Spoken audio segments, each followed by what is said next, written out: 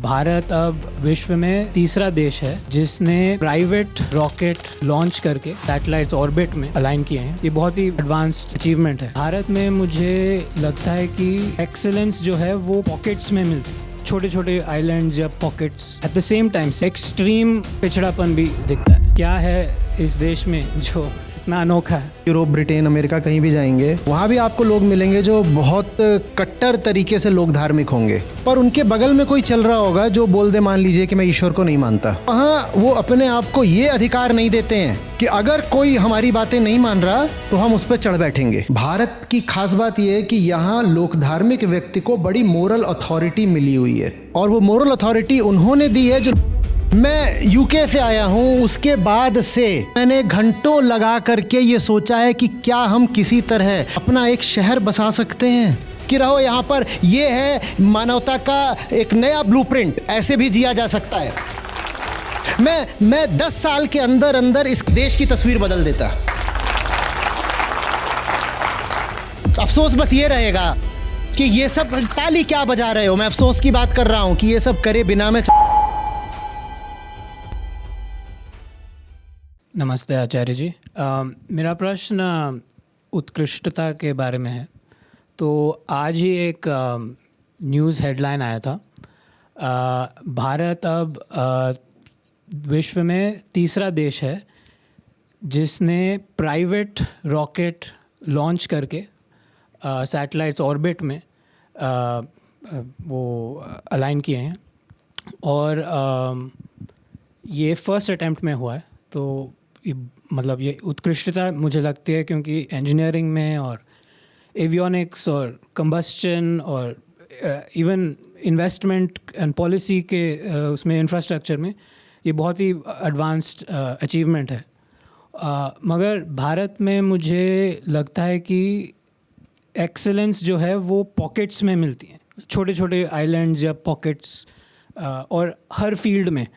But at the same time same fields में extreme पिछड़ापन भी दिखता है, और शायद मैंने कहीं और नहीं देखा ऐसे दूसरे देशों में जो भारत से भी लेस जीडीपी पर कैपिटा हो सकती हैं, वहाँ भी इतना सुपरस्टिशन नहीं दिखता। क्या है इस देश में जो इतना अनोखा है? लोक धर्म। हाँ, यही है एक शब्द का उत्तर, लोक धर्म। ऐसा लोक धर्म जो आपकी जिंदगी की एक एक गतिविधि को संचालित करता है। धार्मिक लोग दुनिया के हर देश में होते हैं, पर जैसा लोक धर्म हमारे यहाँ है ऐसा कहीं नहीं है, ऐसा कहीं नहीं है। दूसरी बात, लोक धर्म का जितना जलवा हमारे यहाँ है, इस अर्थ में कि जो लोग धार्मिक है वो अपने आप को जितनी मोरल अथॉरिटी दे देता है उतना कहीं नहीं है। आप दूसरे देशों में जाएंगे, यूरोप, ब्रिटेन, अमेरिका कहीं भी जाएंगे, वहाँ भी आपको लोग मिलेंगे जो बहुत कट्टर तरीके से लोग धार्मिक होंगे। ऐसे मिलेंगे, बिल्कुल मिलेंगे, पर उनके बगल में कोई चल रहा होगा जो बोल दे, मान लीजिए कि मैं ईश्वर को नहीं मानता, मैं एथीस्ट हूँ या मैं कुछ हूँ। तो वो अपने आप को ये मोरल अथॉरिटी नहीं देंगे कि हम इसके ऊपर चढ़ बैठें।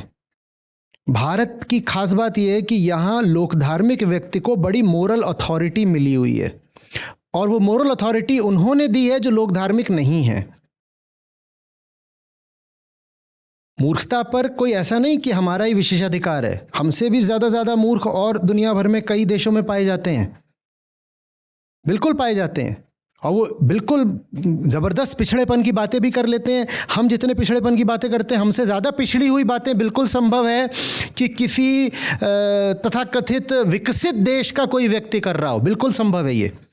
क्या आप बोलो फर्स्ट वर्ल्ड कंट्री है, डेवलप्ड कंट्री है, और ये यहाँ इतनी सुपरस्टिशियस और इतनी रिग्रेसिव बातें कर रहा है? हाँ, ऐसे लोग वहाँ भी मिलते हैं, लेकिन वहाँ वो अपने आप को ये अधिकार नहीं देते हैं कि अगर कोई हमारी बातें नहीं मान रहा तो हम उस पर चढ़ बैठेंगे, हम उसकी बाजार में लिंचिंग कर देंगे, या हम उसको बदचलन घोषित कर देंगे। भाई, तुझे मानना है तू मान, जिसको नहीं मानना वो नहीं मानेगा। और तुझे कोई हक नहीं है उसके साथ गाली गलौज करने का या उसकी ज़िंदगी पे चढ़ जाने का। ये अंतर है। और ये अंतर स्पष्ट कर देना चाहता हूं, लोग धार्मिक लोगों की ओर से नहीं है, ये उनकी ओर से है जो लोग धार्मिक नहीं हैं। जैसे कि आप लोग, जैसे आप यहां गीता सत्र में बैठे हो, आप यहां से बाहर निकलोगे, आप एक मिस्ड कॉल देखोगे, आप डर जाओगे, आप फोन करके बोलोगे नहीं नहीं नहीं चाची, वो मैं कहीं नहीं, मैं तो ऐसे होटल में सो रहा था, आपकी कॉल मिस हो गई, वो साइलेंट पे लगा दिया था। लोक धार्मिक चाची अमेरिका में भी हो सकती है, कहीं भी हो सकती है, लेकिन वहां पर जो दर्शन शास्त्र का विद्यार्थी होगा आपकी तरह, वो उस लोक धार्मिक चाची से इतना डरेगा नहीं। तो लोक धार्मिक चाची यहां भी है, वहां भी है। अंतर यह है कि वहां जो लोक धर्म को नहीं मानता वो डरपोक नहीं है, यहां जो लोक धर्म को नहीं मानता वो महाडरपोक है। जैसे कि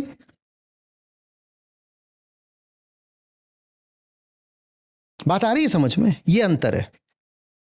आपके पास हौसला नहीं है, वो बुलंदी नहीं है कि खुलकर घोषणा कर पाए कि क्या बात है। आप आते हो तो बस अपनी हारों के कारनामे आकर पोत जाते हो। आज ना मेरे सामने मेरे पापा और भैया ने आचार्य जी को बहुत गालियां दी, गंदी गंदी, और उनकी सारी किताबें भी फाड़ दी और मैं कुछ नहीं कर पाई। ये अंतर है। ऐसा कोई नमूना आपको जर्मनी में नहीं मिलेगा, वो वॉकआउट कर जाएगी। ये नमूने सिर्फ हमारे यहां मिलते हैं कि जिनको सच्चाई मिली भी हुई है फिर भी झूठ से डरते हैं। ये अंतर है।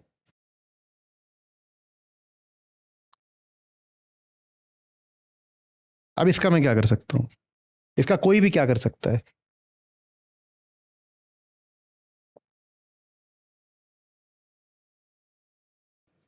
मेरा सेकंड पार्ट था, बट आई थिंक आपने आंसर किया। मैं सेकंड पार्ट था कि हम कैसे ये आइलैंड्स को बड़ा कर। हाँ, उन आइलैंड्स की बहुत ज़रूरत है, पर वो आइलैंड्स एक फिजिकल इंफ्रास्ट्रक्चर मांगते हैं जो कि एक फाइनेंशियल कैपेसिटी मांगता है, जो मेरे पास नहीं है। मैं कैसे बनाऊं? मैं जानता हूं, शुभंकर है यहां पर,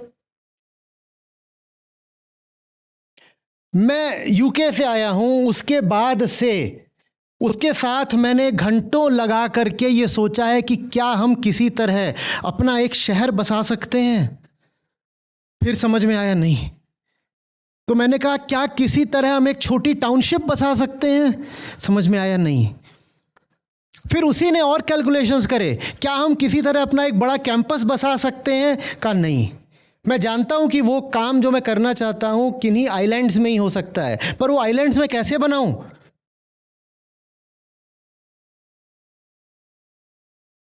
नतीजा क्या होने वाला है बता देता हूं, तुम भी नहीं रहोगे बहुत समय तक मेरे साथ, क्योंकि सबको एक मिनिमम सिक्योरिटी चाहिए होती है। अगर मैं आपको सिक्योरिटी नहीं दे पाऊंगा तो आपको छिटकना पड़ेगा, आपको दूर जाना पड़ेगा।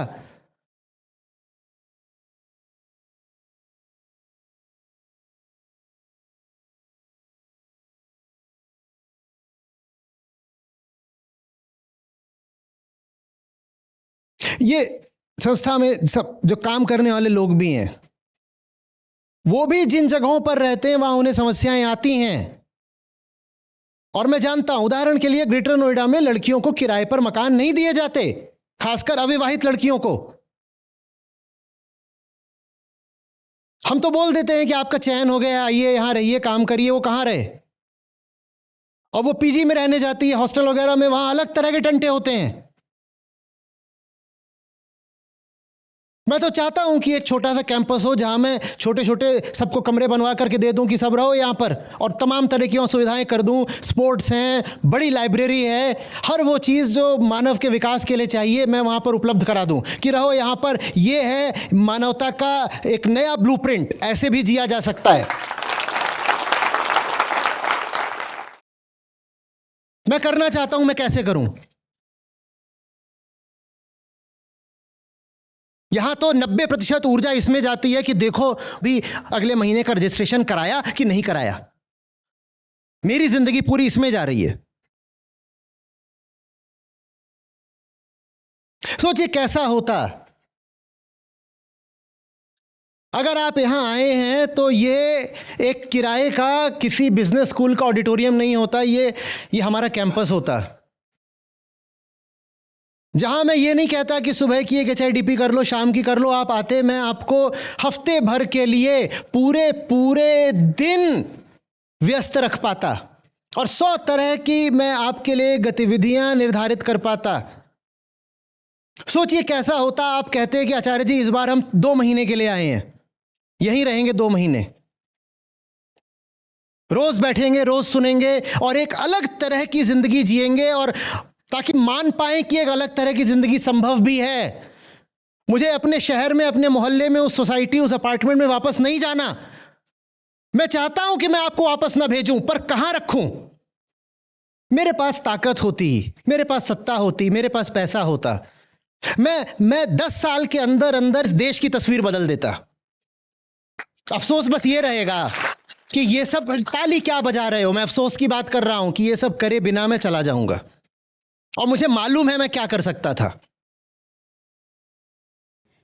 नमस्ते आचार्य जी।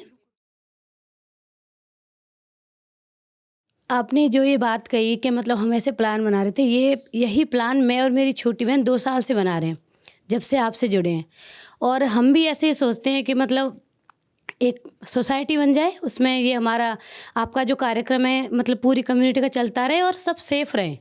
लेकिन हम भी इसी नतीजे पे पहुंचते हैं। मतलब उस मेरी छोटी बहन ने डायरियाँ भर रखी हैं, ऐसे ऐसे होगा, ये होगा, वो होगा, और पर हम भी इसी नतीजे पे जाते हैं कि लोग साथ नहीं देंगे। मैं वहाँ पर था लंदन में, मेरे लिए हर दिन अफसोस का होता था। मैं वहाँ जो कुछ देखता था, मैं अपने आप से पूछता था, ये मैं अपने देश में अपने लोगों के लिए क्यों नहीं कर सकता? सर यही हम सोचते हैं, वहाँ की तस्वीरें जब देखते हैं ना तो हमें भी लगता है कि ऐसा यहाँ भी होना चाहिए, हो सकता है। और कोई बहुत मुश्किल काम नहीं है, कोई बहुत महंगा काम नहीं है, करा जा सकता है, पर वो करने के लिए भी जितने लोग चाहिए, इतने संसाधन चाहिए, वो नहीं है मेरे पास, तो क्या करूँ? ठीक है, ये तो सर हम ये भी सोचते हैं कि जैसे संस्था के जितने लोग हैं, हम बिखरे बिखरे हुए हैं, अगर एक जगह हो जाएंगे तो हाँ, उससे कर फर्क पाएंगे। पड़ता है, बिल्कुल फर्क पड़ता है, बिल्कुल फर्क पड़ता है।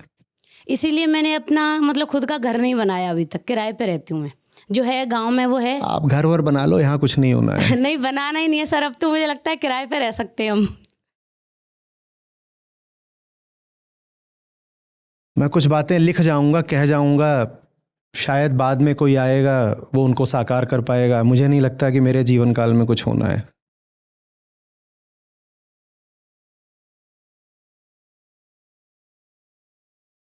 कुछ भी नहीं था ऐसा लंदन में जो मैं ठीक यहीं नहीं खड़ा कर सकता हूँ।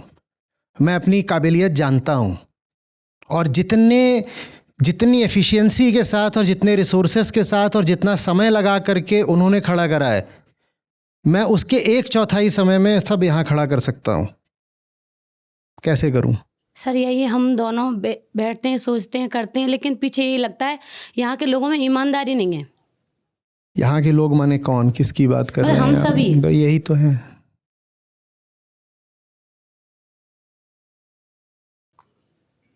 एक जगह सर मतलब मेरे हस्बैंड अलवर में जॉब करते हैं, वहाँ एक सोसाइटी जापानियों ने बसा रखी है। वो शायद मुझे इतनी जानकारी नहीं है। मैं चंडीगढ़ रही हूँ, नोएडा में रही हूँ, अभी मैं वृंदावन में एक सोसाइटी में रह रही हूँ, मथुरा में भी रही हूँ, लेकिन जितनी जगह मैंने देखी मुझे ऐसी सोसाइटी नहीं लगी। फिर मैंने सोचा कि ये अलवर के पास ये कैसे हो गई ऐसी, तो मैंने सोचा कि ना ये जापानियों ने बसाई इसलिए ऐसी है।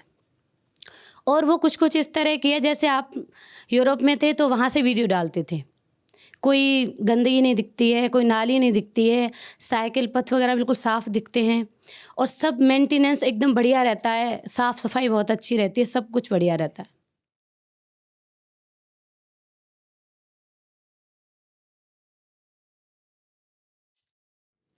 नमस्ते। किसी और युग में पैदा हुए होते बादशाह बन के, तो कुछ करके दिखाते। फितरत तो सम्राटों वाली ही है, पर पैदा हो गए आपके साथ तो आचार्य बन गए हैं। यही कर सकते हैं, यही करेंगे, बाकी आप देखिएगा। चलिए, बोलिए बोलिए। आपको खुशी होगी इस नाते जो हमारी अपनी ऐप है जिसमें हमारे गीता और बाकी सब कार्यक्रम चलते हैं, यहाँ पर बुद्ध हैं, गीता है, उपनिषद हैं, अष्टावक्र हैं। ये मुझे मिले, मेरी ज़िंदगी बदली, ये तुम्हें मिलेंगे, तुम्हारी ज़िंदगी भी बदलेगी। सच पूछिए तो मतलब लाखों नहीं तो कम से कम हज़ारों ज़िंदगियाँ तो हैं जो बिल्कुल बदली हैं। 2 लाख से अधिक गीता प्रतिभागियों के साथ जुड़े आचार्य प्रशांत ऐप पर पहला महीना बिल्कुल फ्री गीता मिशन का पूरा एक्सेस। ऐप पर आपको मिलेंगे नियमित लाइव सत्र, हर दिन आचार्य प्रशांत के विशेष संवाद, गीता कम्युनिटी का एक्सेस, गीता परीक्षा, चयनित समाचार, ऑडियो बुक्स, कोट्स और भी बहुत कुछ। गूगल प्ले स्टोर या एप्पल ऐप स्टोर पर आचार्य प्रशांत सर्च करें और अभी डाउनलोड करें।